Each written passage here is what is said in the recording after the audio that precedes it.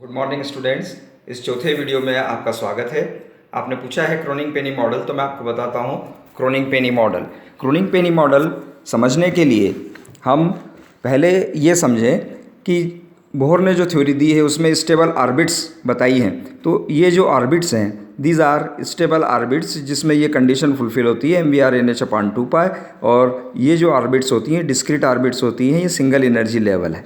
ये ऐसा ये सिंगल एटम के लिए है। अब यदि दो एटम पास पास रखे हों तो क्या होता है? पास पास रखे हों तो इनके जो आउटर ऑर्बिट्स हैं, जो वैलेंसी वाली जो ऑर्बिट्स हैं, वो ओवरलैप करती हैं। उनके ओवरलैप करने से क्या होता है कि ये जो energy level single energy level हैं, ये स्प्लिट होके इस तरह से एक से ज़्यादा एनर्जी लेवल में हो जाते हैं। और सॉलिड मटेरियल जो होता है, सॉलिड मटेरियल में क्या होता है कि उसमें बहुत सारे एटम होते हैं पास पास। तो बहुत सारे एटम होने के कारण क्या होता है कि उसके जो एनर्जी लेवल्स हैं वो स्प्लिट होके और इस तरह से सिंगल एनर्जी लेवल न रह के और उसमें एनर्जी लेवल के बैंड्स बन जाते हैं इस प्रकार से। तो कुल मिलाकर क्रोनिग पेनी मॉडल में यह निकाला है कि किस तरह से कैलकुलेट करके हम निकालते हैं कि जब बहुत सारे एटम पास पास होते हैं सॉलिड मटेरियल में, तो जो एनर्जी लेवल्स अवेलेबल है इलेक्ट्रॉन्स को, जो आउटर ऑर्बिट के इलेक्ट्रॉन्स है वैलेंसी इलेक्ट्रॉन्स, वो सिंगल एनर्जी लेवल ना होकर वो बैंड्स होते हैं with certain gap in between, और बैंड उसमें बनते हैं। तो इसके लिए शुरुआत हम ऐसे करते हैं कि ये एक एटम है और सिंगल एटम की एनर्जी अगर हम लिखें तो एनर्जी कितनी होगी उसकी, potential energy Q1 Q2 by KR। तो यहाँ पर चार्ज है ZE, यहाँ पर है E, तो ZE इंटू E, ये नेगेटिव है ये पॉजिटिव है, तो दोनों मिला के ये नेगेटिव हो गया, अपॉन K मीन्स 4πε0 R लिखें या X लिखें। अब ये जो पोटेंशियल एनर्जी है इसको यदि हम प्लॉट करें तो डायग्राम ऐसा बनेगा। पुट x इक्वल टू 0 तो v equal to infinity with minus sign, तो इधर डाउनवर्ड डायरेक्शन में इन्फिनिटी पर पहुंचेंगे। उसके बाद x की वैल्यू बढ़ाते गए, बढ़ाते बढ़ाते इन्फिनिटी कर दी तो v इज़ इक्वल टू 0, तो इन्फिनिटी पर जाकर ये 0 लेवल को टच करेगा। उसके बीच में ये स्थिति रहेगी। तो ये एक सिंगल एटम के अंदर इलेक्ट्रॉन का पोटेंशियल एनर्जी कर्व है। अब बहुत सारे एटम पास पास रखे हुए हैं, तो बहुत सारे एटम पास पास रखे हुए हैं तो उनके एनर्जी लेवल्स जो पोटेंशियल कर्व हैं, पोटेंशियल लेवल्स, एनर्जी लेवल्स नहीं पोटेंशियल लेवल्स, वो एक दूसरे को इस तरह से क्रॉस करते हैं। तो उनको क्रॉस करने से ये यहाँ पर इस तरह से ये हम्प्स ये बन जाते हैं, ये हम्प्स बन गए ऐसे। तो अब यहाँ ये जो हम्प्स बने हैं ये इस तरह का डायग्राम है, ये एटम की साइट है, ये यहाँ पर एटम है और उसके जो इलेक्ट्रॉन्स हैं, तो यहाँ पर जो इलेक्ट्रॉन्स है वो यहाँ से यहाँ तक घूम फिर सकते हैं सब जगह।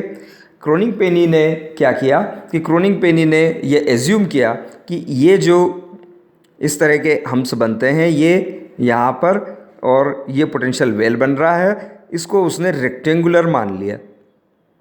तो उसका एजम्पशन क्या था कि ये जो वेल है ये रेक्टेंगुलर पोटेंशियल वेल है।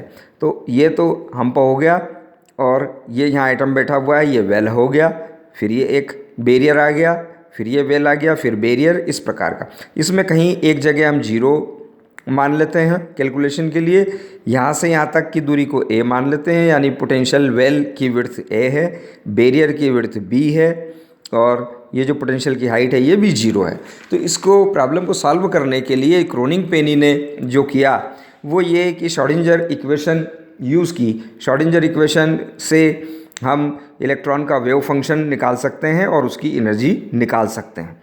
तो यहाँ सॉलिड में जब बहुत सारे एटम्स पास पास रखे हुए हैं तो उसके लिए इक्वेशन इस रीजन के लिए लिखी del2 psi by del(x2) plus 2m/h² E minus v यहाँ पर 0 है यहाँ से यहाँ तक, तो En psi is equal to 0 इस रीजन में। दूसरे रीजन में यहाँ पर इस जगह पर समीकरण होगी del 2 psi n by del x2 plus twice m upon h cross square e n minus v zero. यहाँ वी जीरो की वैल्यू है sine n equal to zero. ये दो इक्वेशन लिख के इसको उसने सॉल्व किया। तो सॉल्व करने पर उसका जो सॉल्यूशन मिलता है वो सॉल्यूशन बीच में एक चीज़ आती है इसको सॉल्व करने में कि यहाँ एक ब्लॉक थ्योरम है। अब ब्लॉक थ्योरम क्या कहती है? ब्लॉक थ्योरम ये कहती है कि ये इसको लिखना पड़ेगा कि इसका जो सॉल्यूशन है इसको सॉल्व करने जाए तो सॉल्यूशन इस तरह का होता है psi is equal to e to the power plus minus i k x into u x. इसमें u x x periodic function है और e to the power plus minus i k x ये travelling wave को दिखाता है। तो इस तरह का सॉल्यूशन इसका होना चाहिए। ये ब्लॉक थ्योरम है। तो अगर इस तरह का सॉल्यूशन हम एज्यूम करते हैं तो psi x plus n a divided by psi x ये इनफाइनाइट हो जाता है when n tends to infinity. This is given in the book. तो इसलिए ये वाला जो ब्लॉक थ्योरम से जो सॉल्यूशन आता है ये सॉल्यूशन पर्याप्त नहीं है। तो क्रोनिग-पेनी ने आगे एक एजम्पशन ये लिया कि if v0 tends to infinity this width reduces to zero. जो b है वो जीरो हो जाती है। इसको भी ध्यान में रख के और आगे जो सॉल्यूशन किया तो एक इक्वेशन प्राप्त हुई इस तरह की mv0 b a upon h cross square a alpha sine a alpha plus cos a alpha is equal to cos के a। इसमें ये जो क्वांटिटी है इसको यदि p लिख लें तो ये हो जाएगा p sine a alpha plus cos a alpha is equal to cos के a। इसके अंदर p v0 के प्रोपोर्शनल है तो p पोटेंशियल वेल की डेप्थ को बताएगा। Alpha twice m e upon h cross square है तो अल्फ़ा ई को डिनोट करेगा और k जो होता है ये wave vector 2 pi by lambda होता है इसमें और e में जो रिलेशन है वो ये है। ठीक है। अब इसका जो सॉल्यूशन है सॉल्यूशन हम ग्राफिकल मेथड से निकालते हैं। इसमें ये है लेफ्ट हैंड साइड, ये है राइट हैंड साइड। तो इसका ग्राफ प्लॉट कर लें, इसका ग्राफ प्लॉट कर लें और ये दोनों ग्राफ का जो इंटरसेक्शन जहाँ पर होगा वहाँ पर ये दोनों वैल्यू आपस में बराबर होंगी और वो इस समीकरण का सॉल्यूशन होगा। तो यहाँ पर हमने इसको प्लॉट कर लिया। तो ये वाली side p sine a alpha upon a alpha plus cos a alpha इसको प्लॉट किया है y एक्सिस पे। x एक्सिस पर क्या लिया है? x एक्सिस पर लिया है a अल्फ़ा। ये यहाँ पर a अल्फ़ा लिया है x एक्सिस पर। अब इसमें एक और साइड है कॉस के a। कॉस के a इसकी कोसाइन फंक्शन की मैक्सिमम वैल्यू पॉजिटिव 1 होती है और मिनिमम वैल्यू -1 होती है। उसके बीच में सारी वैल्यू इसके लिए पॉसिबल है इस कोसाइन फंक्शन के लिए। सो +1 से लेके -1 तक की सारी वैल्यूज़ इस साइड की राइट हैंड साइड की हो सकती हैं। तो हम ऐसा करते हैं कि एक +1 कॉस के a इक्वल टू +1 की एक लाइन हमने यहाँ ड्रा की और एक यहाँ पर -1 वाली लाइन हमने ये यहाँ ड्रा की। तब इसकी वैल्यू किसकी? p sine a alpha plus cos a alpha की वैल्यू अगर +1 होगी तो इसके बराबर होगी, -1 होगी तो इसके बराबर होगी, +1 -1 के बीच में होगी तो भी इसके बराबर होगी। तो हमने यहाँ ये दो लाइन +1 और -1 की और बना ली। इन दोनों का जो इंटरसेक्शन है वो हम देखें कहाँ पर आया? यहाँ पर आया। ये +1 वाली लाइन से इसने यहाँ इंटरसेक्ट किया, उसके बाद -1 वाली लाइन से यहाँ इंटरसेक्ट किया। बीच वाली सारी वैल्यूज़ पॉसिबल है तो ये पॉसिबल रीजन है। उसी प्रकार से आगे चलें तो फिर यहाँ से लेके यहाँ तक -1 से +1 तक ये पॉसिबल रीजन है। ऐसा ही इस साइड में देख लें, ये +1 ये -1 यहाँ इंटरसेक्शन ये और ये पॉसिबल रीजन है।